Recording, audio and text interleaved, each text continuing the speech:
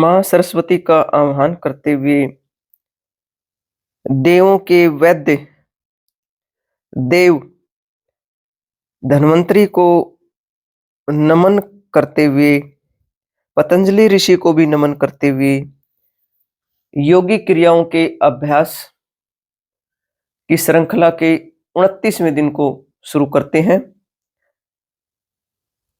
अब जो हमारी सूक्ष्म अभ्यासों की श्रृंखला चल रही है उसमें हम लेट कर किए जाने वाले अभ्यास कर रहे हैं। तो आज एक ऐसा अभ्यास करेंगे जो मात्र लेट कर, चाहे तो आप उसे अपने बेड पर बैठे बैठे भी कर सकते हैं या फिर आप नीचे दरी बिछाकर कर लें। अगर आपकी सामर्थ्य नहीं है और आप नीचे नहीं बैठ सकते तो आप अपने बेड पर बैठ जाएं और उसके बाद में लंबे गहरे श्वास ले लें। वैद्य धन्वंतरी को याद करते हुए अगर संभव हो तो स्क्रीन पर दिए गए मंत्र को पढ़ने के बाद यदि आप योगी क्रियाओं का अभ्यास करते हैं नित्य निरंतर, तो आपको निश्चित रूप से बहुत बहुत फायदा होने वाला है। तो आइए शुरू करते हैं लेट कर किए जाने वाले अभ्यास। तो कौन सा अभ्यास कर रहे हैं उसके बारे में थोड़ा जान लें। आज हम मर्कटासन का अभ्यास करेंगे। मर्कटासन की 4 आवृत्तियां करेंगे। ये मर्कटासन यदि आप नित्य निरंतर करते हैं तो निश्चित रूप से आप मान के चले आपके पार्श्व भाग की जो चर्बी है वो घट जाएगी, आपके पेट की चर्बी घट जाएगी, पेट से संबंधित तमाम दिक्कतें, कोई ऐसी मेजर प्रॉब्लम ना हो तो वो दिक्कतें आपकी दूर होने लगेंगी। आपकी कब्ज पर भी इसका असर होगा और भी जैसे पेट से संबंधित छोटी मोटी बीमारियां हैं वो भी धीरे धीरे आपकी कटने लगेंगी। आपके घुटनों का दर्द ठीक हो जाएगा। आपके जो थाइज के पास में जो फैट जमा है वो फैट पिघलने लगेगा। और भी न जाने कितने इसके लाभ हैं, क्योंकि जितनी भी योगी क्रियाएं हैं, जितने भी योग ऋषियों ने हमारे लिए ये क्रियाएं बनाई हैं, इनमें अनेकों अनेक लाभ छिपे हुए हैं। कमर का दर्द ठीक हो जाएगा। यदि साइटिका का पेन है तो धीरे धीरे वो साइटिका का पेन भी आपका ठीक होने लगता है। ये कमर में कोई स्टिफनेस है तो वो स्टिफनेस भी धीरे धीरे आपकी ठीक होने लगती है। तो आइए लेट जाइए और हमारे साथ इन अभ्यासों की प्रैक्टिस कीजिए।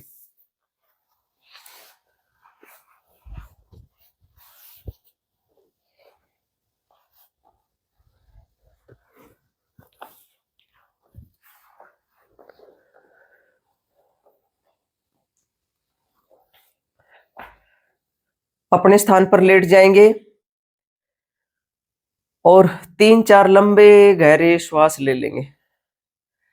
ये हम आपको बार बार याद करवाते हैं कि जब भी योगी क्रियाओं का अभ्यास करें तो प्रत्येक आवृत्ति के बाद में लंबे गहरे श्वास अवश्य लें, क्योंकि जब योग साधना करते हैं, योग करते हैं, तो उसमें श्वासों की रिदम के साथ यदि हम अभ्यास करते हैं तो हमें ज्यादा फायदा मिलता है। पहली आवृत्ति करने के लिए सबसे पहले तो हम अपने हाथों को साइड में फैला लेंगे और हाथों को साइड में फैलाकर अपने अंगूठे खड़े कर लेंगे। अंगूठे खड़े करने के बाद में फिर हम दोनों पैरों को खड़ा करेंगे और पैरों को खड़ा करके इन पैरों के बीच में 1-1 फुट का फासला कर लेंगे।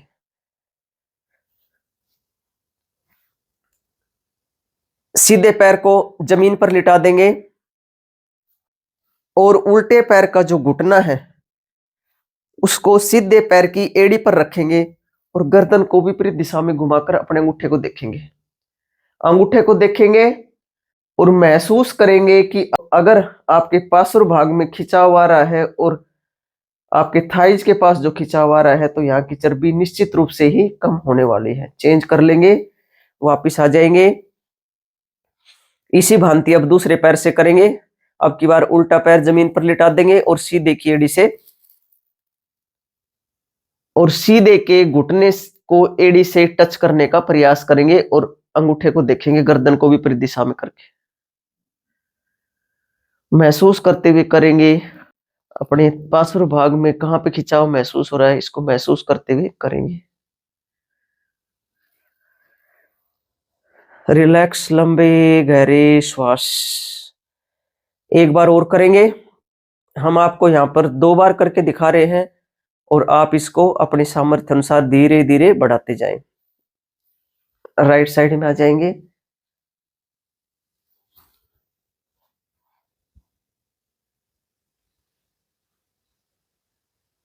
चेंज कर लेंगे।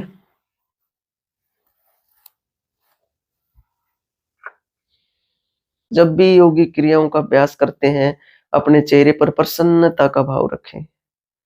यदि आप योगी क्रियाओं का अभ्यास आंखें बंद करके करते हैं तो आपको डबल फायदा मिलता है।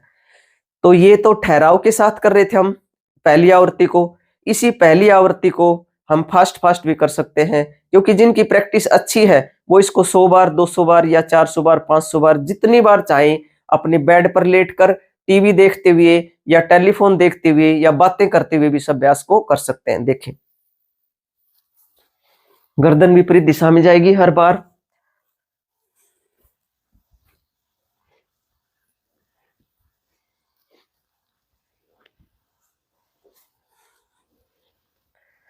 रिलैक्स, लंबे गहरे श्वास। ये तो एक आवृत्ति हुई। अब अगली आवृत्ति के लिए पैरों को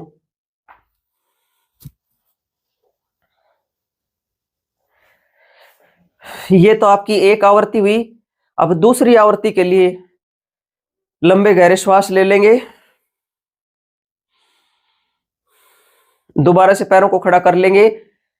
पहली आवृत्ति में हमने पैरों को खोल के अभ्यास किया था और दूसरी आवृत्ति में हम पैरों को मिला लेंगे। एड़ी, पंजे, घुटने, टखने सभी आपस में मिले हुए होंगे।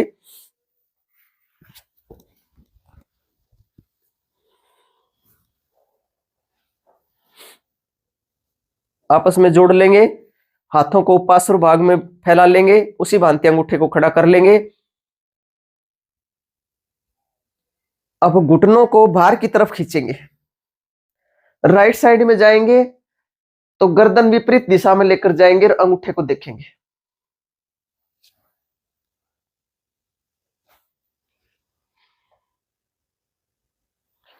चेंज करेंगे। प्रत्येक अभ्यास के बाद लंबे गहरे श्वास। अब लेफ्ट साइड में जाएंगे।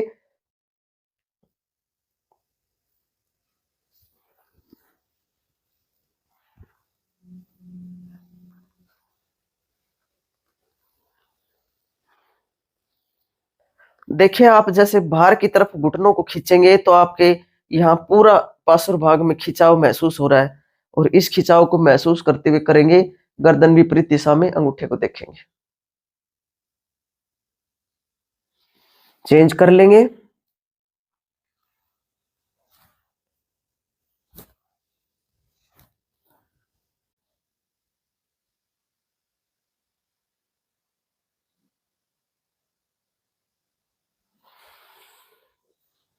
चेंज।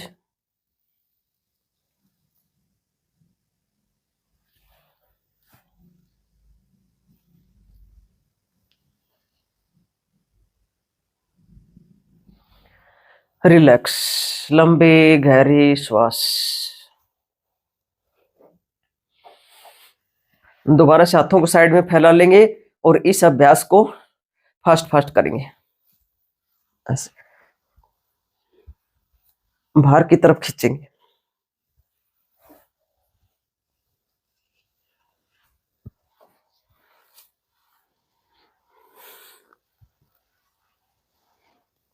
रिलैक्स, लंबे गहरे श्वास।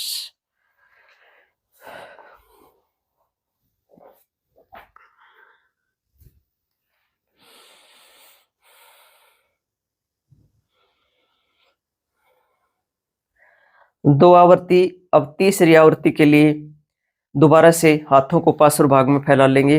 पैरों को खड़ा कर लेंगे। एड़ी, पंजे, घुटने, टखने सभी आपस में जोड़ लेंगे और घुटनों को कोने के पास लेकर आएंगे। गर्दन विपरीत दिशा में रहेगी। अपने सामर्थ्य अनुसार करें। आप इतना ला सकते हैं, इतना ला सकते हैं, जितना आपकी सामर्थ्य हो। अगर जिनकी ज्यादा प्रैक्टिस है वो अपना आराम से कोने के पास लेकर जाएंगे। रिलैक्स। चेंज करेंगे।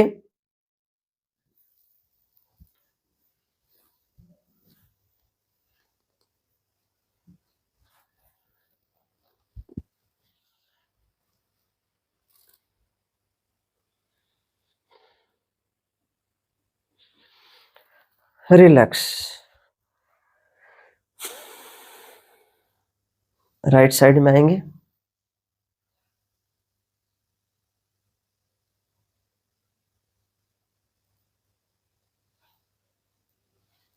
रिलैक्स। लेफ्ट,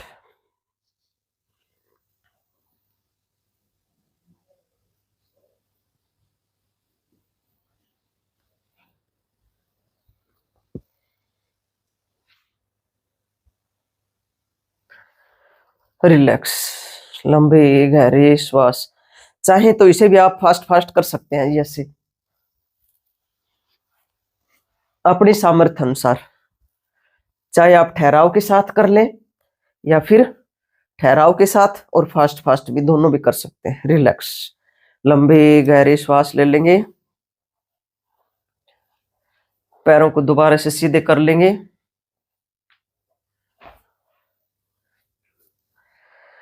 लंबे गहरे श्वास लेंगे। चौथी आवृत्ति करेंगे।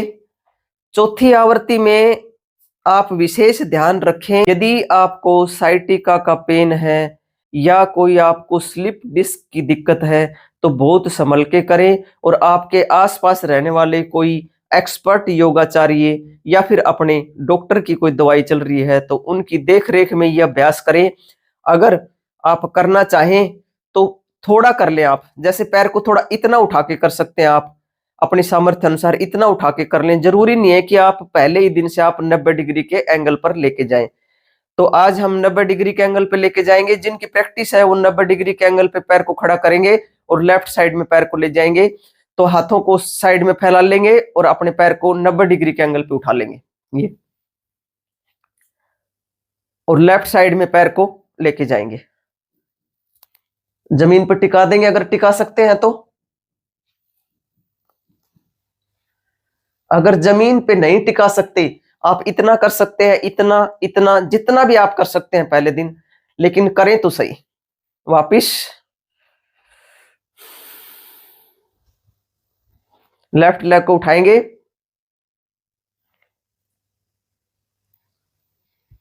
गर्दन विपरीत दिशा में,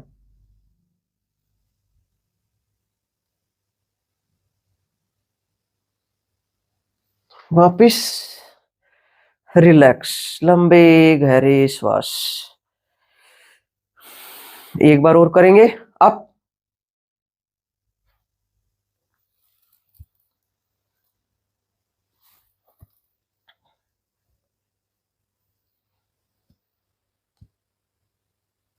वापिस अप,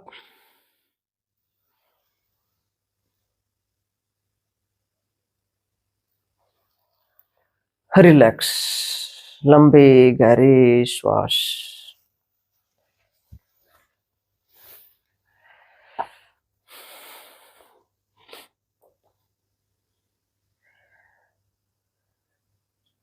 योगी क्रियाओं का अभ्यास करने के बाद में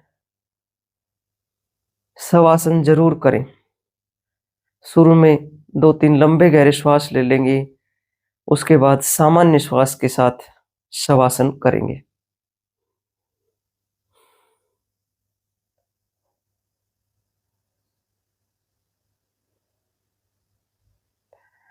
जब हम आपको श्वासों की रिदम के साथ योगिक क्रियाओं का अभ्यास करते हैं या फिर लंबे गहरे श्वास लेने की बात करते हैं तो इसका बड़ा गहरा साइंटिफिक रीजन है। क्योंकि जब ऑक्सीजन आपके भीतर जाती है तो वो ऑक्सीजन आपके जो ब्लड का वो सर्कुलेशन है उसको बड़ी तेजी के साथ दौड़ने में मदद करती है, और जब ब्लड का सर्कुलेशन बॉडी के प्रत्येक अंग अंग में, एक एक नस में, एक एक नाड़ी में जाएगा तो आप मान के चले कि आपको निश्चित रूप से ज्यादा फायदा होने वाला है। इसलिए प्रत्येक योगी क्रियाओं के अभ्यास को रिदम के साथ करें। अब दाईं या बाईं करवट लेके बैठ जाएंगे। ये तो आपने देखा कितने सूक्ष्म अभ्यास जिनको आप अपने बेड पर भी लेट कर सकते हैं। तो हम जिस सफर पर चल रहे हैं वो बहुत ही अति सूक्ष्म योगी क्रियाओं का अभ्यास है, और हम चाहते हैं कि आप इन अभ्यासों का लाभ उठाएं और अपने स्वास्थ्य को प्राप्त हो जाएं। यही हमारी आपके लिए प्रार्थना है। तो आज के लिए बस इतना ही। आप सभी के लिए बहुत प्रार्थना, आप सभी का आनंदमय मंगल हो, आप सभी की स्वास्थ्य मुक्ति हो, हम सभी और हमारी आने वाली संतानें स्वस्थ हो सकें और शुद्ध प्राणवायु में सांस ले सकें, इसी बात के लिए हम निरंतरता के साथ प्रयासरत हैं और जब तक इस धरती पर रहेंगे इन पुण्य कार्यों के लिए आपसे मिलते रहेंगे।